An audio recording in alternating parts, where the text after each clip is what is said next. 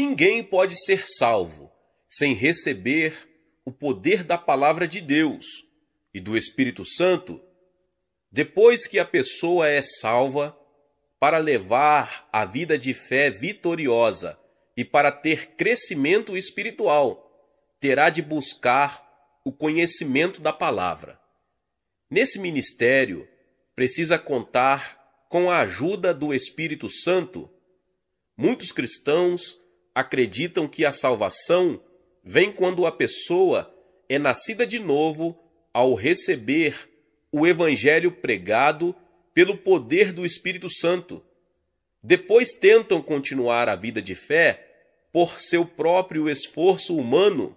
Sofrem verdadeira agonia, pois o bem que querem fazer não conseguem, mas o mal que não querem, esse fazem.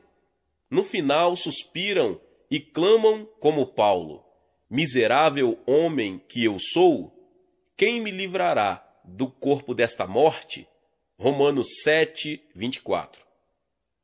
Nosso Senhor prometeu muitas vezes que mandaria o Consolador aos cristãos para que esteja convosco para sempre. João 14,16. O Espírito ajuda as nossas fraquezas. Romanos 8, 26. Assim como Jesus prometeu, 7 semanas depois da sua ressurreição, enviou-o para esta terra. De que maneira ele cuida dos cristãos que nasceram de novo mediante a palavra e o Espírito, trazendo santidade e ajuda às nossas fraquezas. Da mesma maneira, também o Espírito ajuda nossas fraquezas. Não sabemos o que havemos de pedir como convém, mas o mesmo Espírito intercede por nós, com gemidos inexprimíveis. Romanos 8, 26. Todo cristão admitirá que o problema do pecado o confronta de maneira angustiante, depois que ele aceita o Senhor Jesus. Em tempos passados, quando éramos incrédulos, todos nós também, antes andávamos nos desejos de nossa carne, fazendo a vontade da carne e dos pensamentos, e éramos por natureza filhos da ira, como também os demais. Efésios 2:3. Então, não nos sentíamos culpados, embora vivêssemos em pecado. Por quê? Porque a alma estava morta perante Deus. Mas quando recebemos vida eterna, o pecado torna-se um problema para nós. Começamos então com indagações. Será que não posso evitar repetidas quedas no pecado, mesmo depois de estar salvo? Não tenho poder de vencer o pecado? Romanos 7 e 8 cuida dessas questões. Romanos 6 nos ensina a transformação fundamental que ocorre quando uma pessoa crê em Jesus Cristo. Ou não sabeis que todos quantos fomos batizados em Cristo Jesus, fomos batizados na sua morte? De sorte que fomos sepultados com ele pelo batismo na morte, para que, como Cristo ressurgiu dentre os mortos, pela glória do Pai, assim andemos nós também em novidade de vida. Se fomos plantados juntamente com ele, na semelhança da sua morte, também o seremos na da sua ressurreição, pois sabemos isto, que o nosso velho homem foi com ele crucificado, para que o corpo do pecado seja desfeito, a fim de não servirmos mais ao pecado, porque aquele que está morto está justificado do pecado. Ora, se já morremos com Cristo, cremos que também com ele viveremos. Romanos 6, do 3 ao 8. Que maravilhosa e abençoada informação é essa? E ainda perguntam: que farei para experimentar esta bênção? A resposta é simples. Todos nós cremos e sabemos que recebemos salvação e remissão de pecados pela graça de Deus. E o que significa essa graça? Graça quer dizer que Deus, em pessoa, age por nós.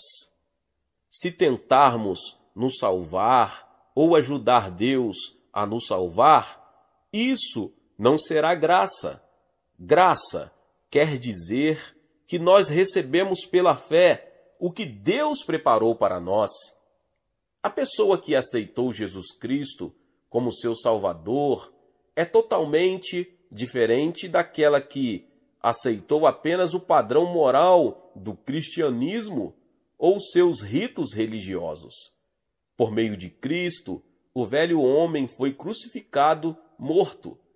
O homem perseguido, proscrito e caído, filho do primeiro Adão, foi destruído.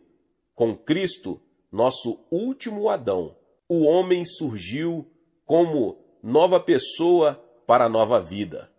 Essa verdade não termina numa teoria. Tão certo como nasci neste mundo, na mesma condição do primeiro Adão, assim Jesus, o Filho de Deus, foi encarnado neste mundo, onde viveu por 33 anos. E como ele foi crucificado, eu também fui crucificado e sepultado.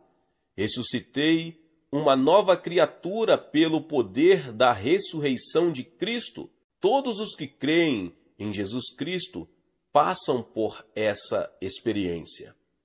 A Bíblia também nos ordena a mudar nossa atitude e o nosso pensar. Assim também vós, considerai-vos como mortos para o pecado, mas vivos para Deus em Cristo Jesus, nosso Senhor. Romanos 6:11. Nós temos de crer que se alguém está em Cristo, nova criatura é. 2 Coríntios 5:17. Podemos imaginar por que Paulo, em Romanos 7, ainda sofria com o pecado, apesar de no capítulo 6 já ter morrido por meio de Cristo. Paulo sabia que fora sepultado e ressurgira num homem novo e justo. A razão é simples. Depois que o velho homem morreu e um novo homem ressurgiu, este homem tornou-se dependente do poder e mérito de Cristo. Mas, por não entender bem seu estado de regeneração, caiu de novo em servidão. Muitos cristãos não sabem que, do mesmo modo que não tínhamos poder para fazer o que era reto quando estávamos em pecado, assim também, depois de nascer de novo, não temos poder em nós mesmos para atingir justiça e santidade. Quando começamos a crer que podemos ser justos e santos por nosso próprio esforço, experimentamos a amarga taça da derrota. Os descendentes de Adão continuaram presos à ideia de que poderiam decidir tudo por eles mesmos, mas na realidade serviam ao diabo como seus escravos e foram arrastados para a ruína. Cegos não conseguem sair de sua decepção, nem colocar toda a sua confiança em Deus. Convencidos de que podem conquistar salvação e santidade por eles mesmos, desiludem-se porque com certeza não conseguem controlar seus impulsos pecaminosos. Eu posso ver o cristão de Romanos 7 travando batalha sangrenta contra poderes desiguais a fim de conseguir viver uma vida de retidão e santidade, tentando guardar a lei, mas sendo derrotado pelo sutil demônio do ego. Ele está tão centralizado em si mesmo que usa a palavra eu 40 vezes naquele capítulo. Que pessoa orgulhosa! Mas no final a palavra de Deus nos mostra profunda realidade. Ninguém tem capacidade de vencer o pecado por si mesmo. O escritor, afinal, diz: Miserável homem que eu sou, quem me livrará do corpo desta morte? Romanos 7, 24. A resposta para esta questão é simples, embora só seja aprendida depois que passamos por duras provas. Como a salvação vem somente pelo mérito do Senhor, então a vida de justiça e santidade só será conseguida quando descansarmos por inteiro no poder do Senhor ressurreto que habita em nós. Em Romanos 8, o apóstolo apresenta a resposta para a sua própria pergunta.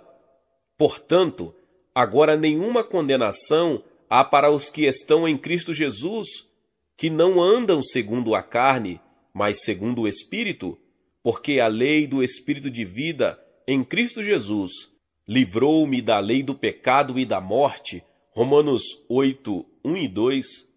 Paulo está dizendo que a vitória pertence àqueles que não estão lutando na esfera de seu próprio esforço.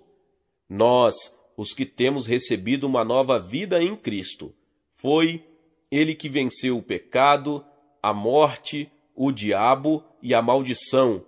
Devemos ser totalmente dependentes do Senhor, Jesus, que é vida, justiça e santidade. E quando nos revestimos da justiça e santidade de Cristo, a lei do Espírito da vida, que é revelada e dada por meio de Jesus, liberta-nos da lei do pecado e da morte, de maneira definitiva. Quando nascemos de novo, nossa direção e propósito de vida mudam. A Bíblia diz, pois, quanto a ter morrido, de uma vez morreu para o pecado, mas quanto a viver, vive para Deus. Romanos 6:10. Devemos ter em nossa mente que a vida de Cristo não é vida egocêntrica. Sem dúvida, do começo ao fim, a vida é vivida para Deus. Lembremo-nos que Adão escolheu viver para si mesmo. Como resultado, tornou-se um servo do diabo, a personificação do orgulho. A razão pela qual cristãos nascidos de novo ainda caem nas malhas de Satanás é que insistem em continuar vivendo para si mesmos, em vez de viverem para Deus. Enquanto permanecemos nesse erro, não poderemos escapar da luxúria e do pecado. Entretanto, quando nossa primeira prioridade é agradar a Deus em todas as coisas e fazer a sua vontade, quando entendemos pela palavra de Deus que somos novas criaturas, vivos para Deus, em Cristo Jesus nosso Senhor, o Espírito Santo nos capacita a produzir abundantemente o fruto de justiça e santidade. Santidade quer dizer afastar-se do pecado e aliar-se a Deus. Quando nos afastamos de algo, vamos para perto de outra coisa qualquer. Se nos afastamos do pecado, não devemos servir a nós mesmos, mas servir a Deus de modo total. Enquanto passamos por esse processo, o egoísmo de depender de nosso próprio esforço e viver para nós mesmos é quebrado pouco a pouco. Do poder do Cristo ressurreto e vive para agradar e servir a Deus, o Espírito de santidade de Deus enche-a com profunda graça de santidade, fazendo-a crescer espiritualmente diante de Deus. Deus vem até nosso coração através do Espírito Santo e pela atuação de sua graça em nós.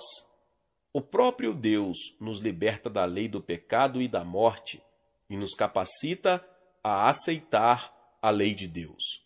Deus não só nos dá a lei, mas nos reveste de poder divino para que possamos guardá-la por intermédio da presença do Espírito Santo em nós.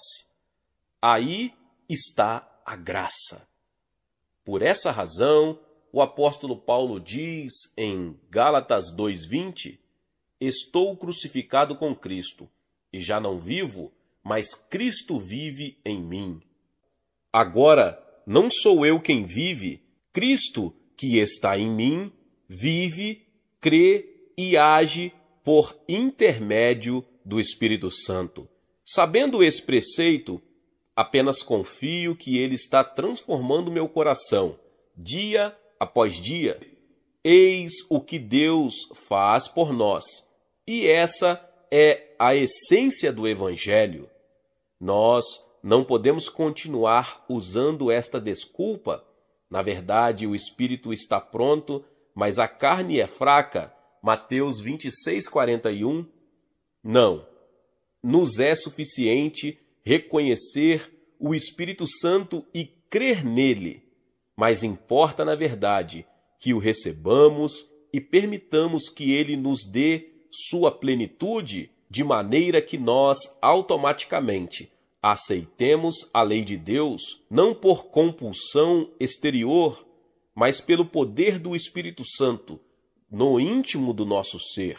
Não é que apenas estejamos com o Espírito Santo, mas ele está incorporado em nós. Ajuda-nos em nossos problemas e vive vida de fé por meio de nós. Como é grandiosa essa verdade! Assim como a criança precisa receber ensinamento espiritual, moral e intelectual para crescer e tornar-se um adulto responsável, o cristão nascido de novo também deve ser doutrinado para crescer na fé. Deverá desenvolver-se à semelhança de Cristo. A única pessoa que tem o ministério de ensinar cristãos é o Espírito Santo. O Espírito Santo vos ensinará todas as coisas. João 14:26. Nossa tendência é limitar esse ensino ao conhecimento de doutrinas. Porém, o Espírito Santo educa de modo completo a personalidade de um cristão. Antes de entrarmos para o mundo da fé, toda nossa educação é recebida por meio dos sentidos. Depois que a pessoa nasce de novo, o Espírito Santo cumpre sua função, transmitindo uma educação revelada pela palavra de Deus. Os ensinamentos ministrados pelo Espírito Santo levam-nos ao ponto básico do que deve ser aprendido. O Espírito Santo ensina cristãos a seguirem Cristo. Ele nos capacita a servir ao Senhor do céu e da terra, dá a direção para fazer aquilo que agrada ao Pai Celeste. Essa é nossa mais alta prioridade. Nisso consiste o verdadeiro valor da dádiva da vida. É fazendo a vontade do Pai que podemos encontrar nossa verdadeira identidade, fé eterna, esperança e amor. Os ensinos espirituais do Espírito Santo progridem de forma natural em todos os campos da vontade humana, dos sentimentos e da inteligência. Por meio da nossa vontade e nossas emoções, o Espírito Santo dirige-nos para sermos semelhantes a Cristo. Mediante nosso intelecto, leva-nos a compreender os sentidos mais profundos da palavra de Deus. Jesus era, ao mesmo tempo, Deus perfeito e homem perfeito. Entretanto, sua natureza divina já possuía beleza perfeita, mas sua natureza humana necessitava de crescimento. A Bíblia afirma: e crescia Jesus em sabedoria, em estatura e em graça para com Deus e os homens. Lucas 2:52. Em Hebreus diz: o qual, nos dias da sua carne, tendo oferecido com grande clamor e lágrimas, orações e súplicas, ao que o podia livrar da morte, e tendo sido ouvido por causa da sua piedade, embora sendo filho, aprendeu a obediência por meio daquilo que sofreu, e tendo sido aperfeiçoado, veio a ser o autor da eterna salvação para todos os que lhe obedecem. Hebreus 5, 7 ao 9. Como assinala esta passagem, até a natureza humana de Jesus aprendia a obediência e aperfeiçoava-se mediante problemas e sofrimentos de acordo com a vontade de Deus. Assim, do mesmo modo, nós, os cristãos, devemos receber os ensinamentos dados pelo Espírito Santo, devemos crescer e aprender dele sobre a vida espiritual.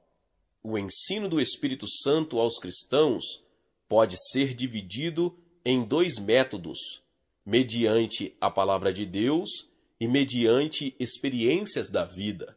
Antes de Jesus deixar este mundo, prometeu repetidas vezes que o Espírito Santo viria para ensinar toda a verdade e capacitar o cristão a entender e viver esse ensinamento. João 16, do 12 ao 14. Essas promessas do Senhor foram cumpridas na vida dos discípulos, depois do Pentecostes. Até ali, os discípulos não compreendiam as verdades profundas dos ensinamentos de Jesus. Depois de sua crucificação e ressurreição, a perplexidade deles era indescritível. Sentiam-se perdidos, sem rumo, mas depois de receberem o Espírito Santo por ocasião do Pentecostes, suas vidas transformaram-se de modo completo. Eles não só se lembravam dos ensinos de Jesus concernente ao Espírito Santo, como também entenderam o sentido profundo da palavra de Deus. Assimilaram as verdades, aplicando-as no conhecimento de suas próprias vidas. E assim acontece conosco, meus irmãos e irmãs.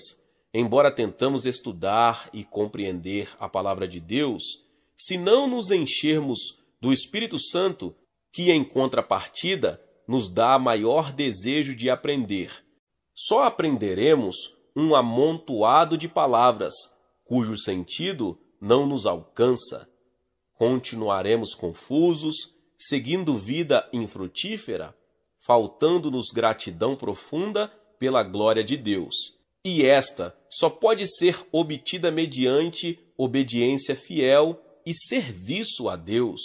Não podemos alcançar nosso pleno potencial em Cristo, a menos que o Espírito Santo nos conduza a beber o verdadeiro leite e mel da palavra, que é o Espírito e vida. A razão humana não pode entender a palavra. Entendimento completo só pode vir por meio da revelação do Espírito Santo.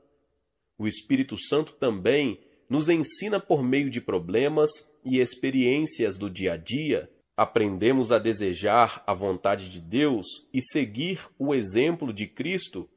As provas e disciplinas capacitam-nos a reivindicar a verdade como nossa possessão e permitem encontrar profundo entendimento da palavra.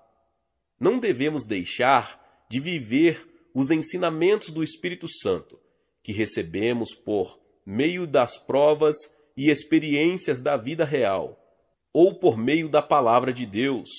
Nascer de novo e ser cheio do Espírito Santo compara-se a entrar para a escola dele.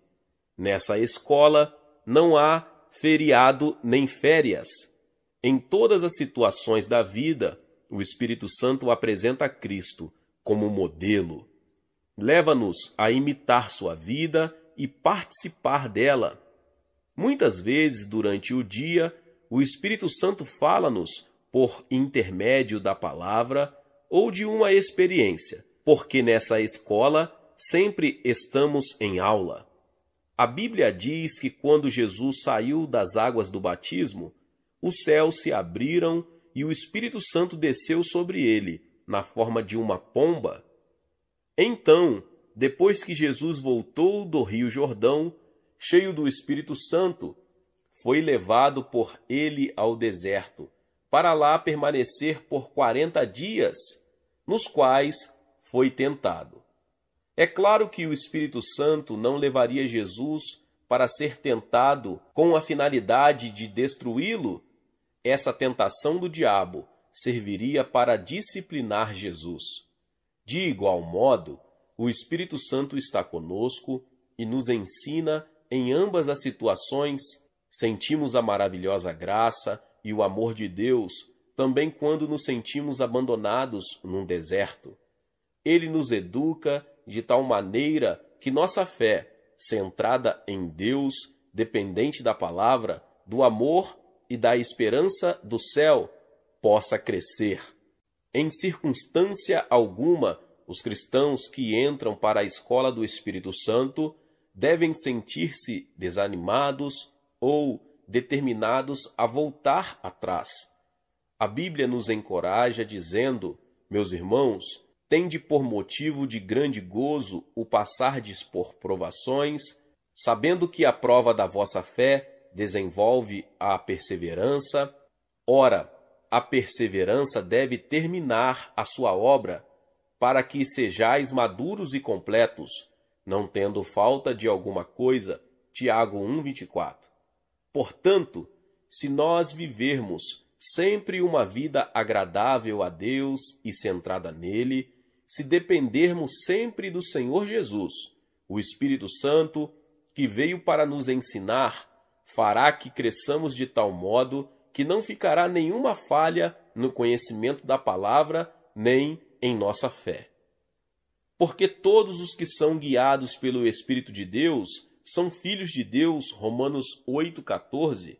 O Pai Celeste enviou seu Espírito para guiar os cristãos que nasceram de novo, ao longo do caminho espiritual.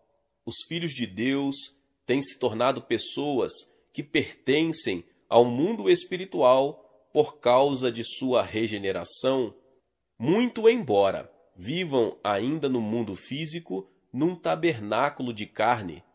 Como alguém pode viver, dia após dia, como um filho da luz, neste mundo de trevas? É um problema difícil que não pode ser solucionado por esforço humano, porém, o Espírito de Deus resolve esse problema e guia os cristãos para uma vida vitoriosa. Como acontece esse processo? Um grande problema que os cristãos enfrentam hoje refere-se à liderança. O Espírito Santo é quem os comanda ou eles se autodirigem? Quando cristãos consultam-me sobre problemas de fé ou quando solicitam oração, sempre procuro olhar bem dentro de seus olhos e muitas vezes descubro que não estão buscando ajuda de maneira efetiva. Eles já monopolizaram a liderança de suas vidas, fizeram seus próprios planos e tomaram suas decisões. Depois pedem ao Espírito Santo que desça e abençoe o projeto. Esse tipo de cristão não permite ser guiado pelo Espírito Santo. Eles mesmos são seus guias. Para sermos dirigidos pelo Espírito Santo, necessitamos entender o relacionamento entre o Espírito Santo e nós mesmos. O pecado fundamental do homem, cometido contra Deus, foi menosprezar a ordem cósmica e usurpar o lugar de Deus. O homem serve e ama a si mesmo, vivendo de maneira orgulhosa. Não só se recusa a reconhecer a Deus, como também rebela-se contra ele e o abandona. Existem muitas pessoas que creram no Senhor Jesus e nasceram de novo, mas continuam cheias dessa raiz do maligno que é o orgulho. Tentam tirar vantagem de Deus e tentam usá-lo quando tem necessidade, como se ele estivesse ali para um único propósito e de abençoá-las. Nunca poderemos nos comunicar de modo satisfatório com o Espírito Santo se não compreendermos seu objetivo no mundo e em nossas vidas. Se quisermos ser guiados por Deus de maneira maravilhosa, não devemos apenas crer em Jesus e receber a remissão de pecados, devemos também permitir que o Espírito Santo corte fora definitivamente as raízes de orgulho. Então, devemos curvar-nos diante do trono em rendição completa a Deus, sem qualquer condição ou reserva, alma, mente, corpo, vida, presente, passado e futuro. Devemos permitir que o Espírito Santo seja livre para agir por meio de nós com a finalidade de agradar a Deus e não a nós mesmos. Tudo para o propósito de Deus e não para o nosso. Não havendo drástica transformação, a liderança maravilhosa que o Espírito Santo pode proporcionar em todas as áreas de nossa vida só se dará ocasionalmente. Os cristãos devem entender que o Criador colocou determinada ordem no universo, porque nós, criaturas, procuramos tirar vantagem do Criador tentando ser iguais a Ele e exaltando-nos a nós mesmos. Orgulho é pecado, acarreta tristeza e maldição. Quando chegarmos diante da presença de Deus, nunca deveremos tentar fazer com que Deus desça ao nosso nível. Para Deus, orgulho cheira como carne em putrefação. Por meio de Cristo, Deus toma o controle de nossas vidas. Pelo poder do Espírito Santo, purifica e quebra nosso orgulho e depois completa sua obra em nós. Esse é o segredo de ser guiado pelo Espírito. A declaração de fé do apóstolo Paulo, já não vivo, mas Cristo vive em mim, Gálatas 2:20, é a base de vida para os cristãos sinceros e verdadeiros. Quando esperamos em Deus e o servimos como servos prostrados diante do Mestre, Ele não nos guia de forma superficial, apossa-se e vive em nós. Dessa maneira, podemos realmente descansar, ter alegria, firme crença e vida de esperança. Quando sabemos que Deus, por meio do Espírito Santo, governa e dirige todas as áreas de nossa vida, podemos cantar jubilosos, mesmo quando nossos dias surgem como noites tenebrosas. O Espírito Santo, que veio para nós, trabalha para transformar nossa vida dessa maneira. Quando nos rendemos a Ele de forma natural, tornamo-nos gloriosos filhos de Deus, guiados pelo Espírito de Deus, como descrito em Romanos 8,14. Além do mais, todos os filhos e filhas estão qualificados e capacitados a serem guiados pelo Espírito de Deus. Louvado seja seu nome! Você já se sentiu dilacerado pelos anseios da vida? E quando pensava que iria fracassar, ouvia palavras ternas de conforto e ânimo dos pais queridos, da família ou amigos chegados, certo? Consolo é como óleo derramado sobre feridas, dá uma coragem renovada. Contudo, há limite para o conforto humano. Existem abismos de desespero que o conforto humano não pode alcançar. Há horas em que só Deus pode valer. Antes de Jesus deixar este mundo, prometeu aos discípulos, tristes e desesperançados: não vos deixarei órfãos, virei para vós. João 14:18. Enquanto Jesus estava com eles, ele não era só o infalível Senhor, era um consolador que cuidava deles. Jesus os provia de alimento, os curava e guardava todos os ataques do inimigo. Mas quando Jesus deixou-os, sentiram-se como órfãos inconsoláveis. Eles não entenderam a promessa de Jesus: eu rogarei ao Pai, e ele vos dará outro Consolador, para que esteja convosco para sempre. João 14:16. É nessa passagem que o Espírito Santo é chamado de Consolador. No dia de Pentecoste, os discípulos foram todos cheios com o Espírito Santo e começaram a falar outras línguas à medida que o Espírito lhes dava o dom da palavra. Depois dessa maravilhosa experiência, seus corações se encheram de conforto, paz e coragem. O Espírito Santo, o Consolador, estava dentro deles. Daquele dia em diante, não conheceram mais solidão nem tristeza, tampouco opressões emocionais ou desespero, apesar de terem sido caluniados, espancados e expostos em prisão. O Espírito Santo estava lá, suprindo-os com o infinito conforto de Deus. Podiam louvar a Deus, mesmo em aflição e tribulação. Como poderia Estevão, o primeiro mártir do cristianismo, possuir tanta calma a ponto de abençoar os que o apedrejavam em vez de os amaldiçoar? Era porque o coração de Estevão estava cheio de conforto. Como poderiam Paulo e Silas, na prisão de Filipos, espancados, famintos e acorrentados, louvar a Deus no meio da noite? Porque seus corações transbordavam com a consolação do Espírito Santo. Lembra-se do restante da história? Deus respondeu aos louvores e orações de Paulo e Silas, provocando um terremoto que abalou os alicerces da prisão. Todas as portas foram abertas. As correntes que prendiam Paulo e Silas soltaram-se e eles foram libertos. Pela manhã, a família do carcereiro foi salva.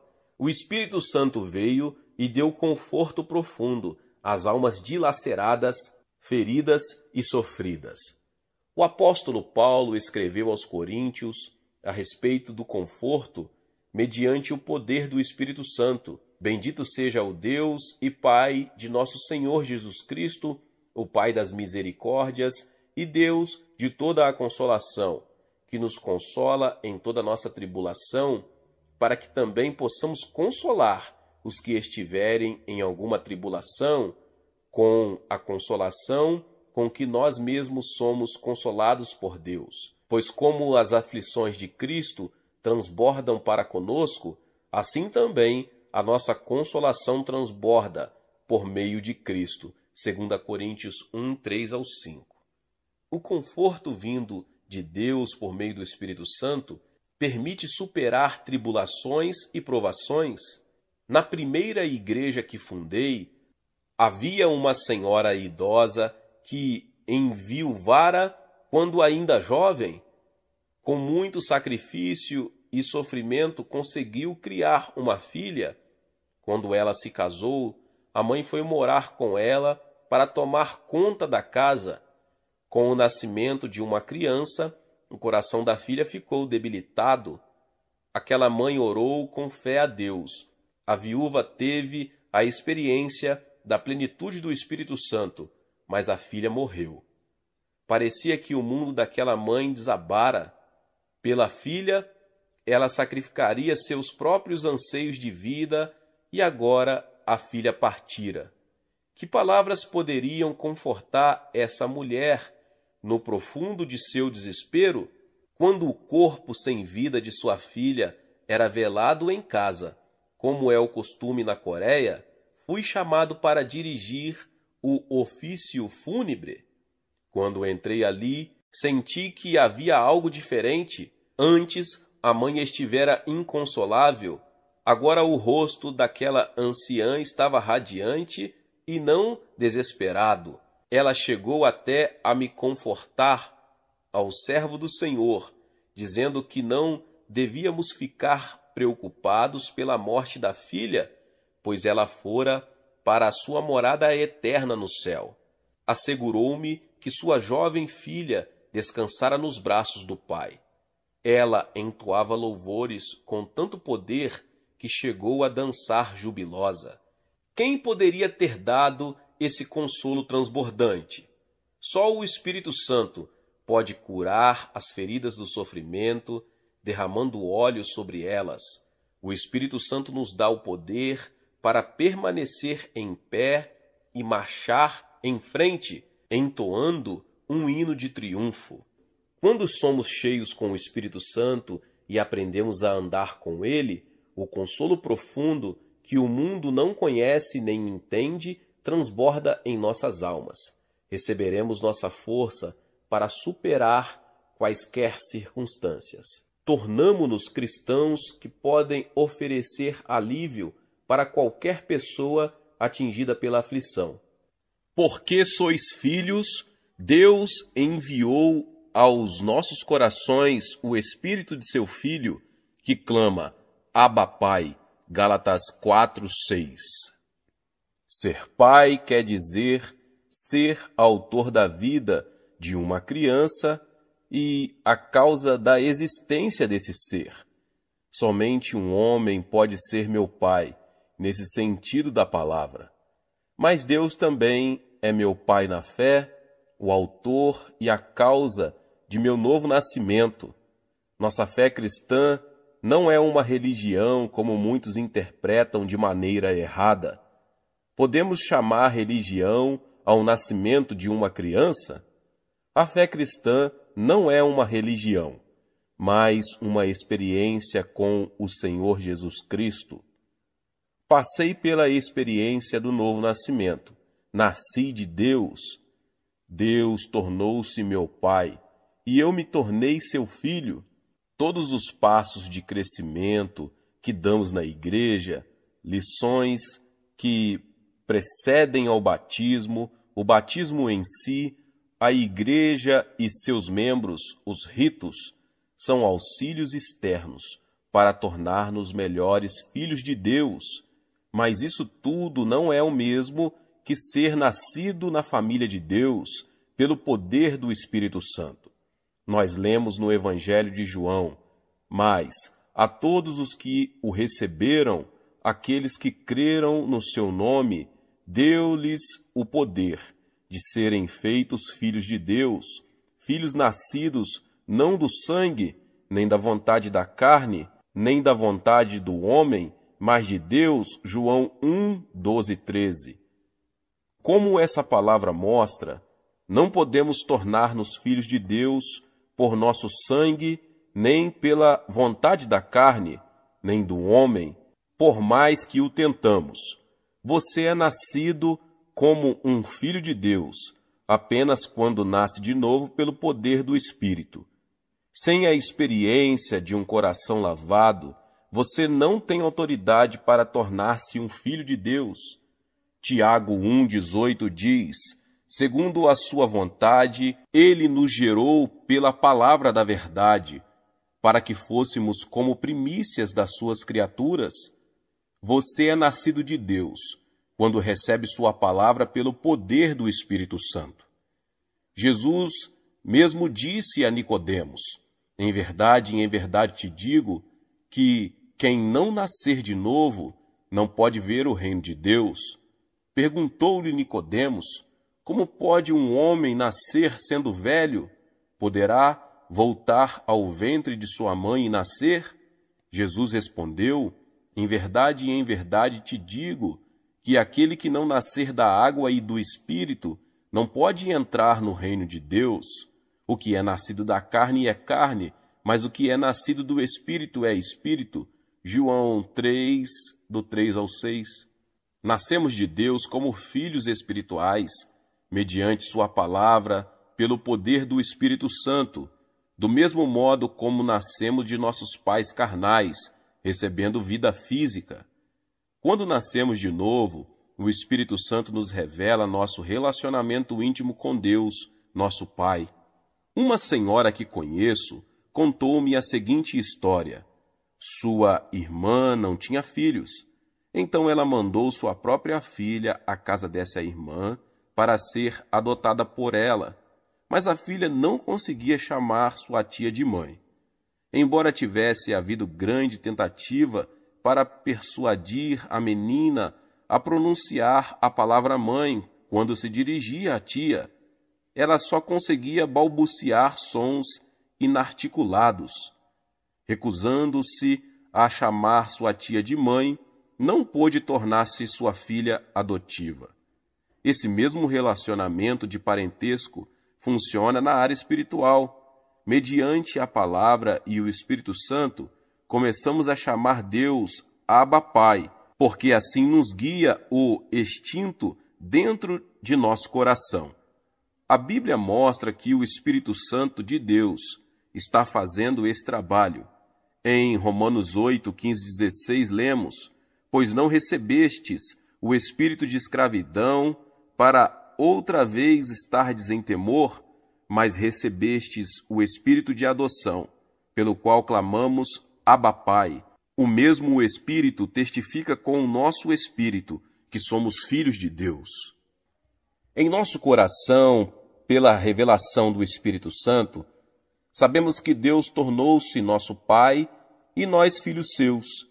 Essa certeza não vem por intermédio de ritos de qualquer igreja, mas por intermédio do Espírito Santo, que vem sobre nosso coração e nos faz essa revelação. Sem a atuação do Espírito Santo, só conseguiremos ser pessoas religiosas, não filhos verdadeiros de Deus. Podemos ser cristãos, mas não membros da família de Deus. Muitas igrejas hoje são frias e não possuem amor fervoroso a Deus, porque os membros as frequentam como meros religiosos, sem a fé alicerçada na revelação do Espírito, de que Deus se lhes tornou Pai. A verdade penetra em nosso coração, não pela força nem pelo poder, mas pela revelação do Espírito Santo quando nascemos de novo, mediante o Espírito de Deus. Deus abençoe cada um dos irmãos e irmãs que chegaram até aqui. Se você ainda não é inscrito no canal, se inscreva no canal e ative o sininho das notificações. Todos os dias são postados vídeos abençoados aqui no canal para te abençoar. Deixe também o seu like, é muito importante para nós, para este vídeo. Não se esqueça de compartilhar com mais pessoas essa palavra. E nos vemos nos próximos vídeos. Amém. Seja membro do canal Vinícius Siqueira e obtenha benefícios que só os membros têm. Então, você que já é inscrito no canal e ativou o sininho das notificações, logo você vê o botão Seja Membro, clique nele e obtenha os benefícios. E o primeiro benefício é que você tem uma mensagem destacada. Quando você faz um comentário aqui no canal, você tem um destaque na sua mensagem. E isso é muito importante porque você mostra para os outros que você apoia este canal. E outro benefício que você tem é que você pode compartilhar os devocionais diários, que são 365 devocionais, que são postados todos os dias aqui no canal. Existe um grupo específico e a pessoa recebe um link que é direcionado para o grupo. E nesse grupo você tem todos os devocionais de todos os dias do mês, que você recebe logo pela manhã, e você tem o benefício de compartilhar esses devocionais com os seus contatos. Esse benefício é apenas para os membros. No YouTube não tem como compartilhar os devocionais, apenas ler na comunidade do YouTube, mas quem é membro tem o benefício de compartilhar com todos os seus contatos e as suas redes sociais. Seja membro!